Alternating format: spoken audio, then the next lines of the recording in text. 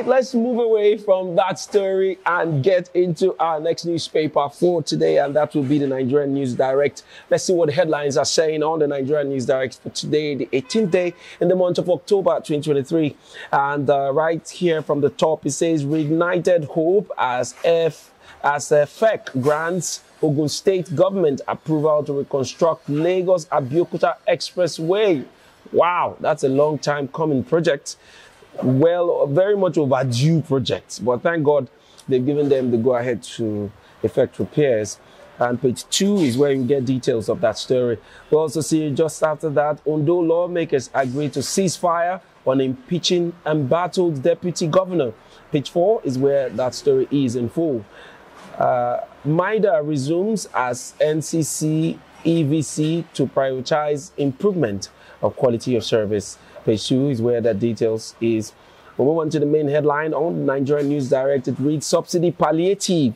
Labour demands transparency as federal government begins disbursements of 25,000 naira to households. 15 million households to benefit from 1 trillion naira conditional cash transfer for 3 months. Federal government. We also see cash transfer crucial in helping overcome initial hardship period. World Bank. Organized labor demands speedy implementation of MOU. At the bottom of Nigerian News Direct, we see headlines here. License renewal. NIMC suspends NIN enrollments by partners. Also, UNN certificate scandal. Labour Party threatens to suspend Peter Obi. Interesting headline, and page 4 is where you will get the full story. Inflation, soaring food prices, diminishing purchasing power push Nigerians to brink. Page 2 is where the full detail is, and at the very bottom there is a wealth management. Financial experts urge SMEs to embrace discipline, consistency at UBA Business Series. All right, that's all the headline we'll be taking on Nigerian News Direct. All right, Natasha, let's talk about these 25,000 naira that the government of Tinubu has decided to give 15 million Nigerian homes for the next 3 months. A lot of people have argued that this is the trader money kind of scheme that was in the Buhari then government, that nobody could say, oh, I know someone. They got something. Yeah, nobody could specify that I know someone that got that money. And yet there was a register that had the names of Nigerians, indigent Nigerians that were supposed to receive this money, but there was no testimony to the fact that people got this money. Then it was, I think, 50,000 naira per person or so. It was tracked to be some kind of a loan to be paid back within 6 months or thereabout. But now we have 25,000 naira per month for the next 3 months. That's about 75,000 naira that to be given to help people as some sort of palliative measures for Nigerians. But a lot of Nigerians have doubt. What do you think about this newly launched initiative by Tinubu's government? Well, Tinubu had already said it, that in order to, in fact, before he came into office, he had talked about these measures, palliative measures that will come out in phases to be able to help cushion the effect of all this hardship that there is because of certain policies such as the subsidy removal, fuel subsidy removal, inflation rates, even naira to dollar exchange rates and all of that. So he had already said it. So definitely this is one of it, coming on through the Humanitarian Affairs, office. And yes, a lot of Nigerians have said the money is really small.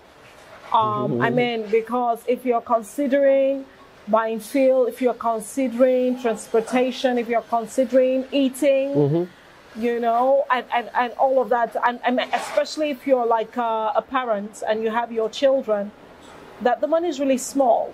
And it won't be able to go a long way. But at the end of the day, it's also called palliative for a reason. It's like a cushioning effect. It's not, we know that this will not do the whole work.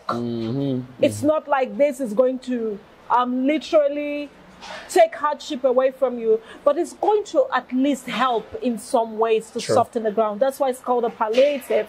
So first things first, it's a good measure, but my own problem is how are they actually going to generate the database for those that are the poorest of the poor? Yeah, they're very concerned of many Nigerians. How will they be able to know these people? What is the mode of identification? What is the mode of disbursement? How is this money going to go through the states? I mean, look at the other, was it food palliative? That was sent to all states. Yeah. I think River State received how many bags of rice? I can't remember how many. But how many people came out to say that they got what? Okay, so that's for the poorest of the poor. But even for, to that effect, how many villagers actually got access to this that was sent? And then we see in places like, was it Ogun State or where? Ogun that State. the chairman came out to complain. Oh yeah, the chairman of one estate, had this quarter bag of rice. Yes. A landlord for that And matter. he was lamenting. You are collecting rent. And you are lamenting that you are collecting that little. Are you part of the poorest of the poor? But that's not the case in point. But like I said, my own reservation is I am keen to understand what measure they would use to disburse these funds, how they will be able to generate this database to be able to understand who the poorest of the poor are, and especially that these people actually get the money. Because if they said they were going to use a BVN strategy, I don't think the poorest of the poor yet have their BVN. I don't think they do that. I don't think the poorest of the poor yet have their NIN. So I don't know what measures they're going to use to be able to identify these people. Or maybe they would have to go through various local governments. They will have to literally trickle down to the local government area so that disseminating these funds through these local government areas, these LGAs can be able to identify now, because they're close with the community, to be able to understand, okay, which families, which places or wherever within our local government will we be able to find these persons, and how can we be able to disburse those funds, So, I mean, for me, it is a good measure, but mine is, how is it going to happen? Because honestly, I don't want it to be like the whole trade and money Buhari. I mean, we knew how that one went. I mean, that was one of the heated issues Yemi Osinbajo had. Yeah, it's true. Because people kept wondering, how many people actually got this money? Those people who are ingenuous, they would put their names in or whatever, and before you know, they're the ones collecting these monies. And they're buying houses, and maybe at the tail end of the first tenure now, we might have one court case come up, and then the next thing they're seizing some civil servants' houses, in Dubai and whatnot. So my own thought on this is, it's a good measure, but I hope that they're able to work closely with NIMSI as well. NIMSI is they're almost like the database center for Nigeria. I hope that they can be able to work closely with them, and I hope they can be able to work closely with the states and the LGAs to be able to know how to go about this. Interesting. I'm just going to start from where the Minister for Humanitarian Affairs, Betta Edu, mentioned the fact that she's the one really spearheading all of this, disbursement of the money. And she has made it clear that the existing register that she met when she got into office has been well verified, and they are going to be working with some of the names on that register, plus the additional names that they got and all of that. And that for this time, she's very sure that the monies will get to the persons involved, or people that they have been captured, that has been captured on that register, and that from time to time they're going to also publish the names of the beneficiaries of these monies in their various local governments, so that people can verify and also meet with these people and say, did you get the money? You can at least know somebody on that register to say, okay, yeah, did you get the money? Yes, I got the money. So all of these are mere rhetorics until we begin to see them implemented. the implementation. It's not enough to speak about these things, because as Nigerians, I don't think a lot of us trust the government enough. We don't even want to hear it anymore. We just want to see it happen. We just want to see results. We want to see results. And that's just it, because this new government has been known to do a lot of talking, but no. Yeah. Apart from talking, no. For me, I would actually fault you on that. They have been quite adept at bringing to light what they have said. Before, Tinubu got into office, he talked about palliative measures. They've started rolling that out. Before he got into office, he talked about digital economy and trying to see how he can be able to make sure that he brings about financial support and creates an enabling environment for especially SMEs, startup communities and all that. We have seen that come through the digital economy and communications office, where Dr. Bosun Tijani is functioning. Subsidy removal. Yes, that one he has done it, and now he's also trying to create about certain palliative measures. So for me, I know that they talk, but I would take what they're doing so far way more better than what the Buhari time did. Those people said they did a whole lot of PR. But so for me right now, I know that they didn't even do PR. They were not even talking to us. You know, so for me, I know that, and one thing Tinubu has done so far that we should give him some kudos for, he keeps communicating from his office. He's always communicating with Nigerians. This is what we're doing. I understand what's going on and all of that. I know that a large chunk of Nigerians do not believe in him because, you know, they already had their minds, you know, kept on a particular candidate, you know, but all hands have to be on deck. All hands have to be on deck. If this man is trying to do something right, can we keep sentiments aside and actually help him, support him, and see how we can be able to be a progressive economy? He's already traveling to other countries trying to see how we can be able to forge alliances and bring foreign investment and all of that. Let's give him the benefit of doubt. They just got into office now. That's not an excuse. But you can't do a miracle in just 4 months. Well, you got into office and took very major decisions that has, you know, deeply affected Nigerians. And that's one thing we must take note of, because just getting into office, like you said, is not an excuse.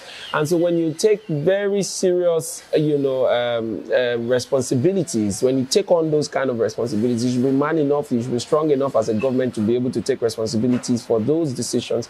And that's where Nigerians are beginning. I know that the miracle of getting Nigeria back on its feet will not happen in one day.